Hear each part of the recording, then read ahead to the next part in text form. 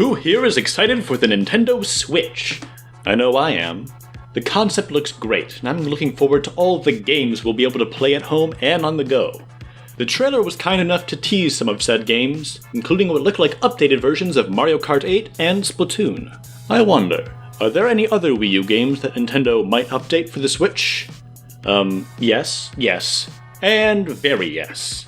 There have been plenty of rumors floating around that suggest Smash will come to the Switch pretty early on, and while I'm not the rumor mill type, it definitely makes sense. This got me thinking, if the new Smash adds even more content on top of what the 3DS and Wii U games offered, what could it be? New characters, perhaps? Realistically, if Smash for Switch adds any more characters, they'll probably just be old veterans like Ice Climbers and Wolf. But one of the most exciting and surprising things about Smash 4 are all of the new third-party characters who join the fray. Honestly, who could have expected Ryu, Cloud, or Bayonetta? With that in mind, today I'll be looking at 8 third-party franchises that I'd welcome into the Smash family. Maybe not all as characters, but any trophy songs or other extras would be a lot of fun to see. Let's get started.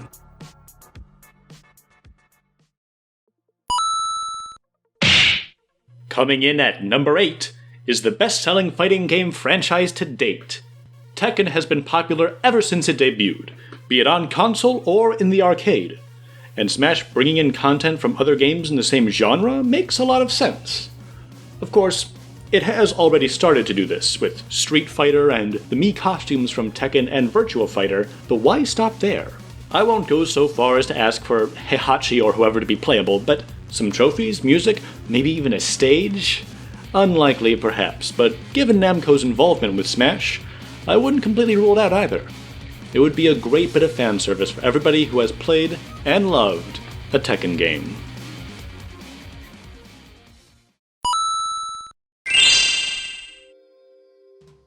Next up, it's everybody's favorite purple dragon, Spyro! Now I know what you're thinking, isn't Spyro a bit too PlayStation? When has that stopped Sakurai before? But yes. While Spyro has appeared on Nintendo platforms, the franchise has long been connected to the PlayStation brand. Or at least, it was. Since being acquired by Activision, the colorful mascot has recently taken on a new form, being reborn into the highly successful spin-off, Skylanders. Taking Skylanders into account, content from the Spyro series coming to Smash suddenly makes a lot more sense. This Toys-to-Life brand has been a huge cash cow, especially on Nintendo platforms, and directly inspired Nintendo's own Amiibo products. Spyro might have long left the spotlight, but his brand power still lingers, and many gamers still have fond memories of the original Spyro platformers. Just maybe, the little dragon can find a new home among Nintendo's greats.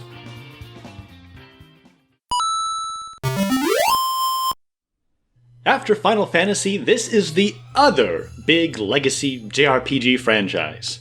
Dragon Quest is huge, and just as beloved as its younger brother, especially in Japan.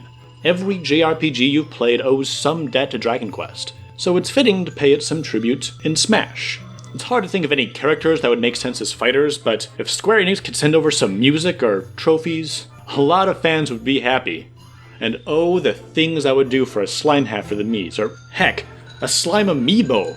This is a series whose impact on gaming is so deeply entrenched, it's easy for us to take it for granted. But some references in Smash would go a long way in remedying that, and with Square Enix already confirming that the future of Dragon Quest games will be appearing on Switch, there's no better time to bring some of Akira Toriyama's beloved characters and monsters into the Nintendo fold. Wait! I've got it! Torneko Talon. Oh hell yes, Torneko for Smash! A handful of you just got really excited at the mention of Torneko, and the rest of you have no idea what I'm talking about. On level 5 are the creations of the expert developers at Level 5. Early on, they were a small studio making games with Sony, but in recent years, they've enjoyed massive success on their own and with partnerships with Nintendo. Most of us know the company as the creators of the Professor Layton series, with some of the best puzzle adventure games out there. The Good Professor is a pretty popular request for inclusion in Smash, and it's not hard to see why. A guest character built on confusing or outsmarting opponents, would be fun and unique, and Herschel Layton's personality and design seem like they'd fit right in.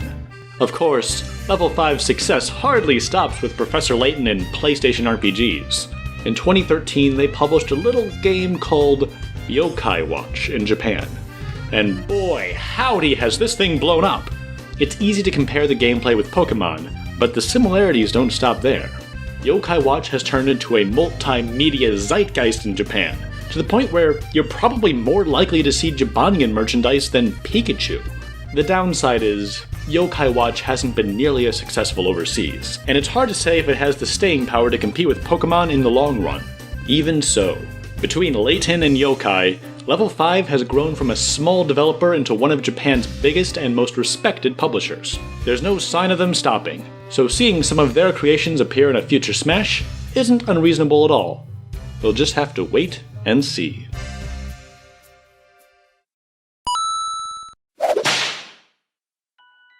For the past decade or more, as the game industry as a whole has been settling into predictable patterns, it's been the little guys who've been keeping creativity alive.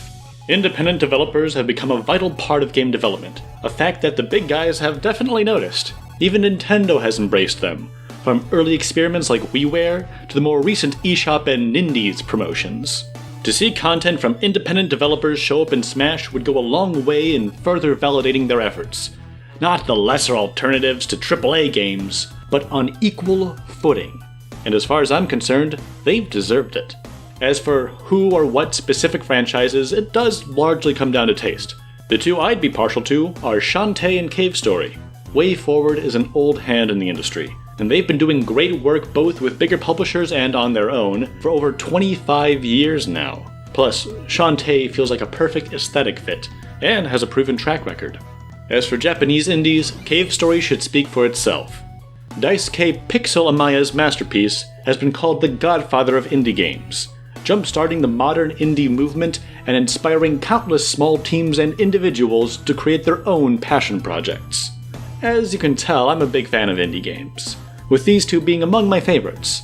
But there is so much great content out there, it can be hard to know when to stop. I remember being so excited when I saw the Commander Video Trophy in Smash Wii U, and I still hope that could open the door to more indie love.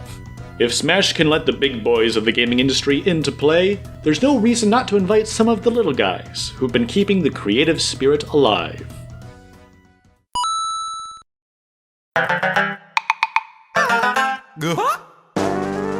Here we have the only entry on this list that has nearly made it on the Smash roster before. Allegedly, Banjo and Kazooie were considered for Melee before it became clear that Microsoft intended to buy out Rare. Ever since, we've had to wonder what could have been, as one of the great stars of the N64 faded into obscurity.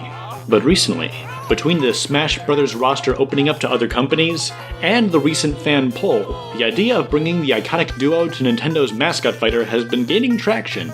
Even the head of Xbox and part-time Abercrombie model Phil Spencer has said on Twitter that he's open to the idea of adding Banjo to Smash. And of course the duo would be a natural fit. They are, in essence, Nintendo characters, and everything from visual design to gameplay. Their return has been long overdue, and old fans like myself would be overjoyed to see them appear alongside Nintendo's greats one more time.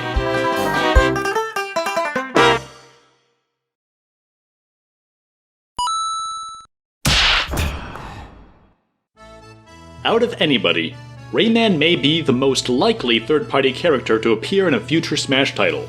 If that's the case, it would give him the honor of being the first non-Japanese guest fighter in the series. Ubisoft is one of the biggest publishers in the world, and Rayman was, for a long while, their mascot and star. Created by the legendary Michel Ancel, the Rayman series started on PlayStation before quickly spreading to other platforms. The most recent games, Origins and Legends, were critical darlings, and helped breathe new life into this franchise. And since Nintendo helped to publish Legends in Japan, there's already an established relationship between the Limbless Wonder and the publishers of Smash Bros. Sound like anyone else? Rayman seems to have a lot in common with Spyro, former PlayStation mascots made by Western developers, and each with their own successful spin-offs from the Wii era. Where Spyro had Skylanders, Rayman had raving rabbits. Okay, maybe there is a difference in kind, but there's no denying its success. The Rabbids have pushed over 14 million units on their own, and most of those on Nintendo platforms like the Wii. But most of us remember Rayman for his excellent platformers. And whether you're a fan of the original games, the newer reboot, or even the silly party games, Rayman has left an impressive mark on the industry, one that may just deserve him a spot in Smash. Before we get to number 1, I'd like to recognize a few series that didn't quite make the list. Here are my honorable mentions. There are plenty of great franchises from Capcom that I almost put on this list. Resident Evil, Monster Hunter, Ace Attorney, Okami. I could make a whole list with just Capcom. But the more I thought about games outside of Mega Man and Street Fighter, I realized, why keep adding them to Smash when we could just mash them all together in Nintendo vs. Capcom? Like, seriously, how does this not exist yet? Nintendo vs. Capcom would make perfect sense for the Switch, and I imagine would be a huge hit with fans of both companies. Come on, people, just do it! I am giving Kingdom Hearts a mention because I know that I will get flack in the comments if I don't. So here it is. Kingdom Hearts. Honorable mention. Poor Bomberman, am I right? One of the great old school legacy franchises, but as soon as a certain publisher gets a hold of it, he all but vanishes. Still, I have to give some respect to my explodey Robo-Boy. Maybe call him an unofficial number 9. Great games, great leading character, and like Pac-Man or Mega Man, he probably deserves more love than he's gotten. Our last runner-up is the other big JRPG series, Tales. This is another one that came pretty close to making the list, but I left it off mostly due to personal preference. We did see a Lloyd Irving costume for the Mii's, and I wouldn't mind some trophies or music at some point. I might not put it near character status, but I have to acknowledge its big and dedicated fan base. What's good is good, and while it might not be my thing, I can't deny what it gets right. Character, solid gameplay, great storytelling, and a very unique style.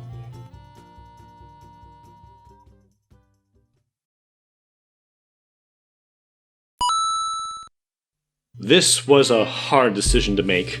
Well, that might be misleading to say. When I started making this list, this was the first series that came to my mind, and not once did it fall from the number 1 spot. What I struggled with was whether to put this on the list at all. Not because of any game, but the publisher. This franchise's publisher has become sort of a villain in the industry. They've been harassing critics, mistreating employees, disregarding fans, and recently dropped from the gaming business almost entirely. But the more I thought about it, I realized that none of the bad stuff changes the good. This isn't a most likely list, it's my personal favorites, what franchises I think deserve to appear in Smash. With that said, here it is. Out of all the third-party franchises that haven't yet been in Super Smash Bros., the one that most deserves the honor is...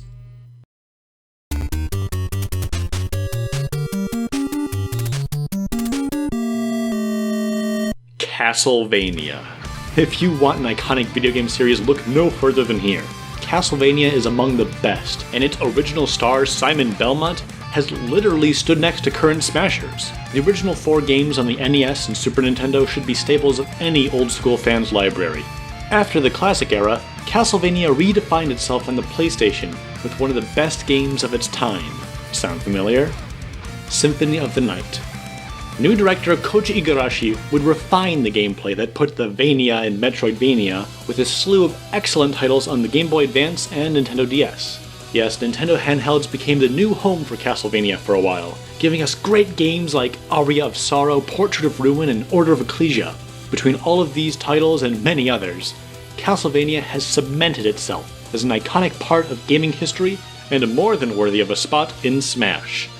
There's just one problem. Konami. With everything that the publisher has done recently, the actual chances of Simon Belmont joining the roster have fallen to almost 0. Call me crazy, but there's probably a reason Snake didn't return. I hope I'm wrong here, I really do. I still hold out hope that one day in the future this could still happen. But no matter what Konami says or does, they can't take away all of the fun I've had playing these games. Same goes for the millions of fans who have taken up the whip. And that's why my number 1 pick for Super Smash Bros. Guest franchise is Castlevania. Thanks for watching.